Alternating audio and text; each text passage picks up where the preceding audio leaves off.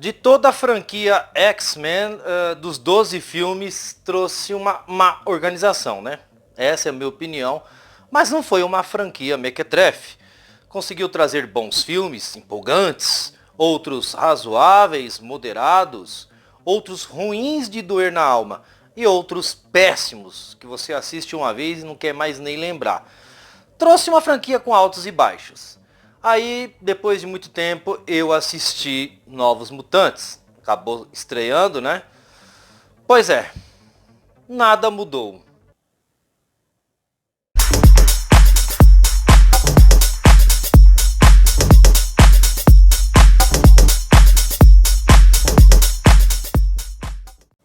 The New Mutants, ou Novos Mutantes.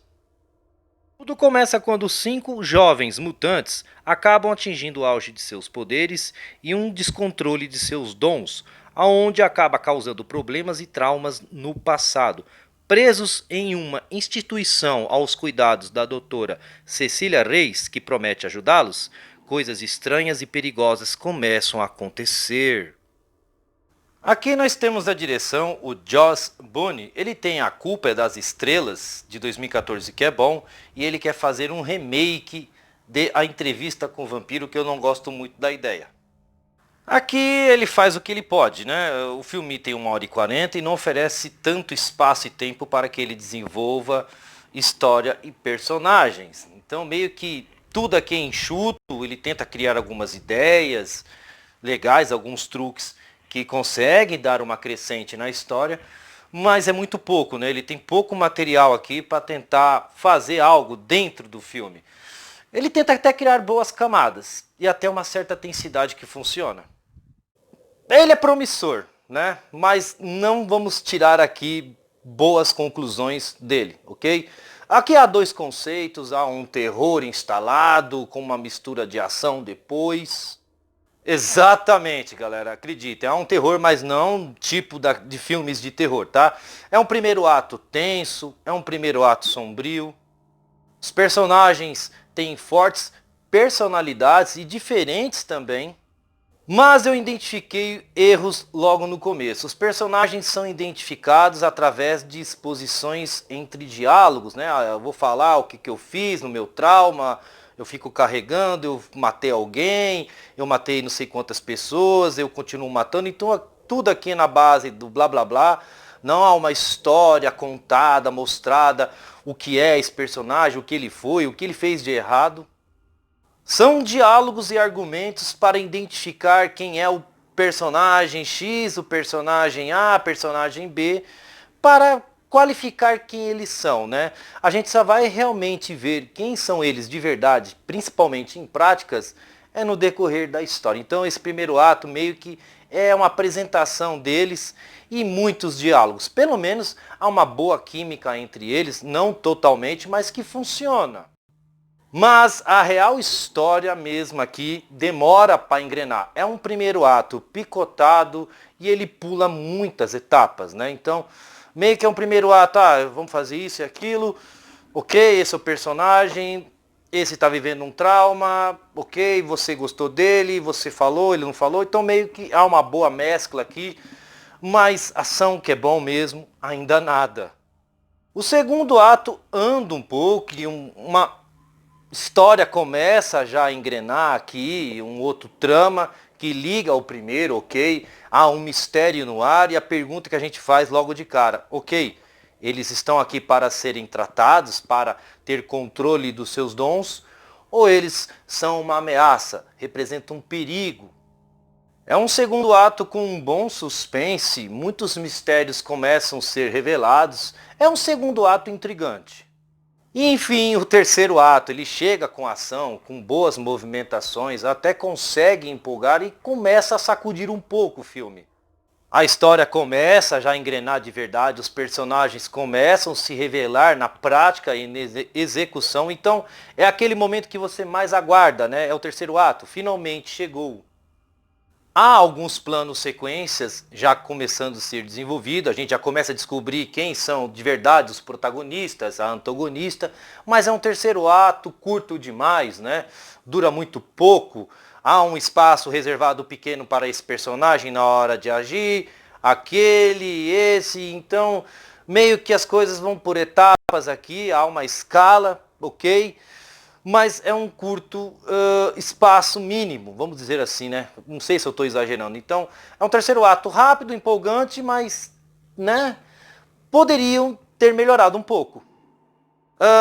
De todos os planos sequências, não são todos bons, né? Há um, no final, que eu não quero falar, que eu nem quero dizer para não dar spoilers. Teve um cara que riu, a menina da minha frente da fileira riu, e fez sentido. Então meio que a sensação que eu tive nesse filme é que faltou dinheiro, né? Para mais tempo, para mais espaço, para desenvolver mais a história, para desenvolver mais as cenas. Apesar de ser um CGI bem aplicado aqui, repito, poderia ter sido melhor. Em outras palavras, são boas cenas nesse terceiro ato, mas algumas você não sente elas, né? São fracas, são algumas até rápidas, outras, ok, funcionam muito bem. Então meio que, sim, algumas são meio clichês. É um terceiro ato bem enérgico, mas é cheio de furos. Já o elenco, a Maisie Williams é a primeira que eu destaco, que faz a personagem Lupina, é a mais atormentada e a personagem demora ali para mostrar o seu real poder. Mas ela não compromete, acreditem. Ela meio que quieta ali, né, sempre religiosa, então ela faz bem o papel que é representado lá da personagem nas HQs. Para quem aí curte as HQs, né, ela compromete muito pouco. Já o personagem interpretado pelo Henry Zaga, que faz o Mancha Solar, o brasileiro Henry Zaga, viu galera? Ele é brasileiro. Ele não compromete também, ele tá solto, ele tá bem à vontade com o papel do personagem, do Mancha Solar. Alguns diálogos aqui são bem legais. E na hora que o personagem tem que agir também não compromete. Já a Blue Root, que faz a Miragem, ela tá bem também.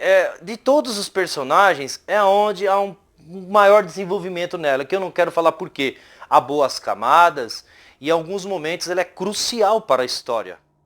Já o Charlie Retton, que faz o míssil, é o menos trabalhado, é o menos desenvolvido, o roteiro parece não quer evoluir o personagem, ele tá com esses traumas no começo, tá no meio e parece que vai até o fim, demora para agir, e deu a entender que o ator aqui não gostou muito do personagem, sei lá por quê. Então, se não tivesse, não faria falta.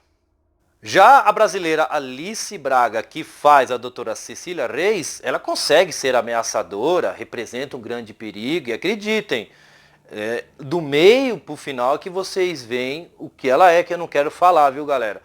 Mas faltou origem da personagem, um pouquinho de exposição no começo, pra gente ter uma noção. Eles quiseram trazer isso como um mistério, então meio que, né, ficou legal por um lado, por outro não, mas enfim, a atriz e personagem não comprometeu, mas o roteiro poderia ter criado algumas camadas com a personagem no começo da história. Mas quem roubou aqui a cena foi a Anya Taylor-Joy, que acabou fazendo ali a magia, a Rasputin. A todo momento a personagem era muito eficiente, ótima personalidade, ótimos diálogos e claro, né, aquela retratada como a mais poderosa. E mesmo com o roteiro, com alguns furos, com a personagem, mesmo assim ela conseguiu se sobressair muito bem. É a melhor de todos. The New Mutants, ou Os Novos Mutantes, tem uma boa produção, tem uma boa atenção, que funciona. Mas o filme demora para evoluir com a sua história e em termos narrativos é muito parado, né? A história é fraca, essa é a real verdade, né? Os personagens aqui demoram para estruturar a história, então meio que tudo fica tenso, no mistério, no suspense, que dura tempo demais. Faltou espaço, faltou tempo para desenvolver personagens e histórias. E eu não poderia trazer outra nota, como nota 6.0. Galera, quando você mexe no núcleo central da história e ela não evolui, dá isso, né? Não conseguiu ser pior que Fênix Negra, mas, né, não fica muito atrás. Bom, galera, por aqui nós terminamos. Tamo junto. Até a próxima.